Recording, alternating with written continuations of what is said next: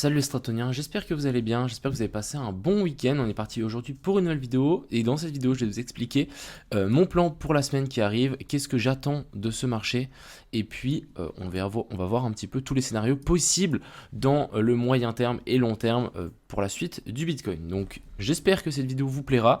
Voilà, il y aura mon trade, je vais partager mon trade que je pense que je vais essayer de prendre avec la pattern qu'on est en train de faire ici. Et puis voilà, j'espère que cette vidéo vous plaira, installez-vous confortablement et on est directement parti. Crypto, million. Crypto, million. Crypto, million. On est parti, on va directement analyser ce Bitcoin. Je m'excuse si vous entendez du clavier, genre des trucs comme ça. C'est juste qu'il y a ma copine dans le coin de la table pour pas qu'elle rentre dans le champ qui travaille. Enfin bref, on est parti pour cette vidéo. Donc on va direct commencer ici par les liquidations sur Kingfisher.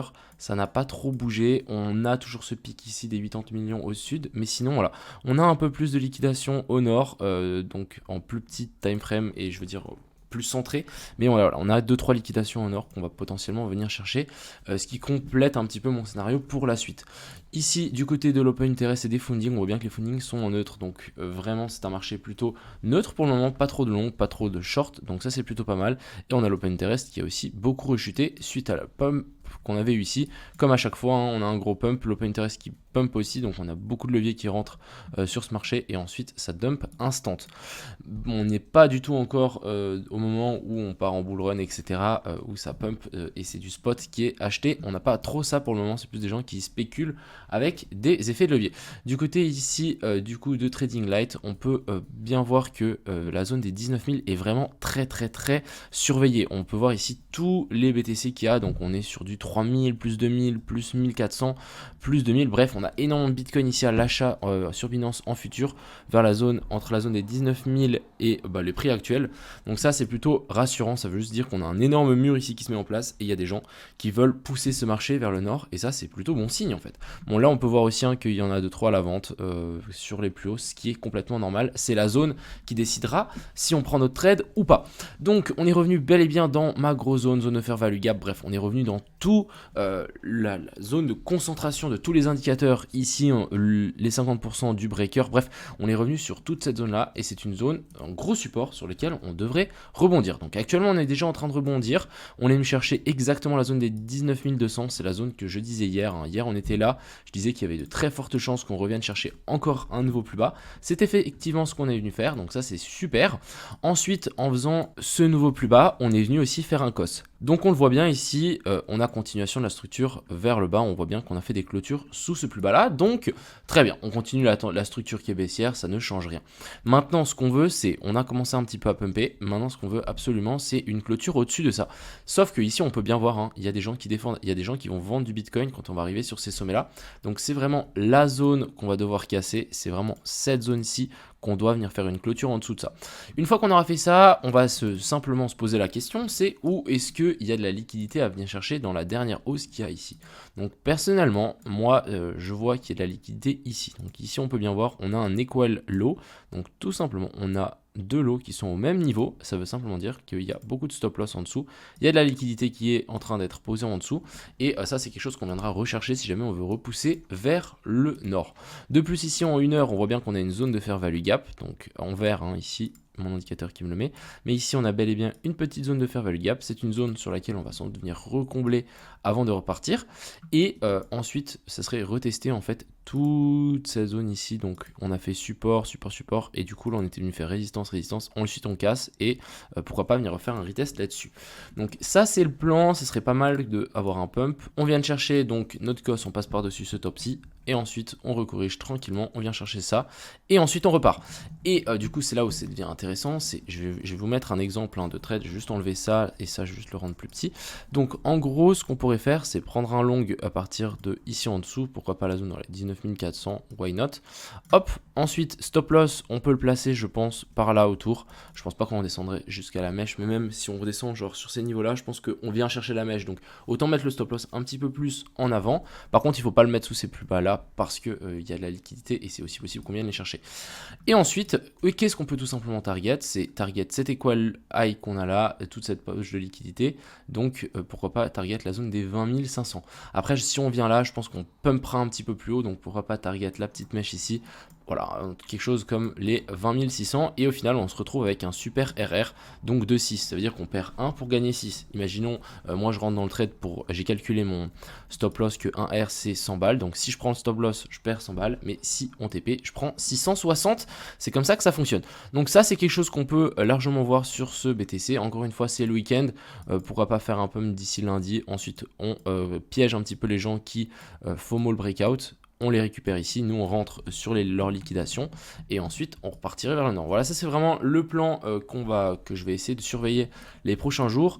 L'invalidation de ce plan, ce serait bien évidemment une clôture en dessous de ça. Ça veut simplement dire que on va attendre de nouveau une inversion de structure, donc de nouveau un cos et un boss pour ensuite repartir vers le nord. Mais voilà, pour le moment ça reste là, ça reste baissier, mais on est dans une tendance haussière, donc techniquement ici ça devrait tenir pour ensuite venir pousser vers le haut. Mais en tout cas le marché est très intéressant et une fois qu'on comprend un petit peu comment ça fonctionne et qu'on sort un petit peu de ce range, pour moi on est vraiment ici, c'était vraiment le bordel, mais dès qu'on est passé ici avec cette inversion de structure, ici on a quand même quelque chose d'assez intéressant qui est en train de se mettre en place. On a une petite structure haussière qui commence à se mettre, donc ça c'est très très cool. Ça veut simplement dire on sait où on va et on sait qu'on doit plutôt prendre des longues que des shorts et c'est très agréable. Ensuite, du côté de l'Ethereum, on est bel et bien venu chercher donc la petite poche de liquidité que j'avais notée hier. C'est parfait, on est venu taper là-dedans. Après, l'Ethereum a bien rebondi aussi suite à sa baisse. Je pense qu'il faudrait revenir chercher cette zone-là pour vraiment avoir une inversion de structure. Mais bon, vous savez que c'est le BTC qui gère, même si on n'a pas d'inversion de structure sur l'Ethereum et que sur le BTC, oui, et que le BTC pump, on a aussi l'Ethereum qui pumpera. Donc, moi, je me dis pourquoi pas encore faire une autre petite chute comme ce qu'on peut faire sur le BTC. Encore pumper un petit peu, on redescend et on continue à maintenir cette structure haussière ici aussi sur l'Ethereum. Du côté de l'indice du dollar, il continue à pumper, rien à dire, on n'est toujours pas revenu chercher dans ma zone intéressante ici, et si ça ne tient pas, bien évidemment on pètera ses sommets. Mais je pense que ça peut vraiment valoir la peine de venir là, et ensuite ça dump, et du coup le Bitcoin qui pumperait, c'est quelque chose de complètement faisable. Du côté du SP500, on est toujours sur ma zone ici, donc le petit rectangle bleu qu'on a là, bon il y en a deux autres, mais ce petit rectangle bleu, il faut qu'il tienne, et si on arrive à tenir, ça sera minimum target ce sommet ici, et ensuite on avisera, pourquoi pas venir chercher encore un petit peu plus haut, mais en tout cas venir chercher ce sommet-ci, ce qui pourrait vraiment nous propulser le Bitcoin, et venir chercher les anciens tops du range, et pourquoi pas du coup pour du plus long terme. Je vais vite vous expliquer quand même. Donc là, c'est vraiment revenir dans ces zones-là. Il y a beaucoup de gens qui vont dire ah mais mec, tu parles de bull run et tout. Non, non. Moi, ce que je pense, c'est on remonte ici. Donc pour moi, toute cette zone ici jusqu'à la zone de fair value gap et liquidation short. Donc de là à là, c'est gros, c'est une grande zone, mais c'est une zone à short. Donc toute cette zone-là, si on a une inversion structure, j'ouvre un short et je target donc les plus bas. Je target un nouveau plus bas. Je suis assez persuadé que ici on peut largement être dans une accumulation. Ensuite, pourquoi pas faire une manipulation donc au nord. Ici on repump, on fait une manipulation au-dessus du range et ensuite on piège tout le monde et on recte tous les boules et on vient vraiment chercher beaucoup plus bas. Je rappelle qu'il y a quand même des liquidations à venir chercher au sud et que voilà. Après, c'est vrai que si on dézoome un petit peu et on regarde un petit peu la charte comme ça, on peut se dire qu'il commence à se construire quelque chose, mais le fait qu'on est redescendu là, je sais pas, hein, moi je verrais peut-être aussi un petit bear flag, truc comme ça, pourquoi pas venir retaper une fois en haut, prendre en fait les liquidations, juste, je vais vous montrer, ouais ici on voit bien, mais pourquoi pas revenir chercher donc cette fameuse zone ici, hop, et ensuite on s'inverse et on redescend, on prend les stop loss juste au-dessus. Ça c'est quelque chose que je vais vraiment surveiller et qu'il faudra essayer de ne pas se faire piéger si vous êtes en longue. Et du côté ici de la trendline, on est presque venu la rechercher. Hein. Presque, je dis presque parce que c'est pas encore le cas, mais je trouvais ça plutôt assez intéressant à notifier. Enfin bref, voilà un petit peu mon plan pour ce BTC. Pas grand chose à dire, on a quelque chose quand même d'assez clean, donc c'est pas trop compliqué, ça devrait aller. Mais attendons bel et bien une confirmation au-dessus de ce sommet-là. Ensuite, on essaiera de se placer sur ces zones-là et on target un nouveau plus haut par rapport à ceci. Et ensuite, on va arriver dans ma fameuse zone. Je vous fais un redébrief, hein, mais on arrivera dans ma fameuse zone ici. Et là, on va essayer de choper un short, inversion structure, et on essaiera de targeter un nouveau plus bas. C'est quelque chose de complètement faisable. Après, c'est bientôt l'hiver. Bref, vous connaissez que souvent le Bitcoin l'hiver, ça pump de fou. Il faudra quand même se méfier. On peut largement être aussi sur un énorme bottom ici qui est en train de se former. Juste quand même voir ce que ça donne en weekly. Ouais, en weekly, on pourrait quand même, vu le temps que ça prend, on pourrait largement faire en fait un W bottom. C'est quelque chose de complètement faisable et qu'on reviendrait jamais ici en dessous. Avant, je pense qu'on n'y reviendra jamais. Ça sera un peu comme le bottom des 3000. Voilà, c'est les 20 000, c'était avant les 3 000.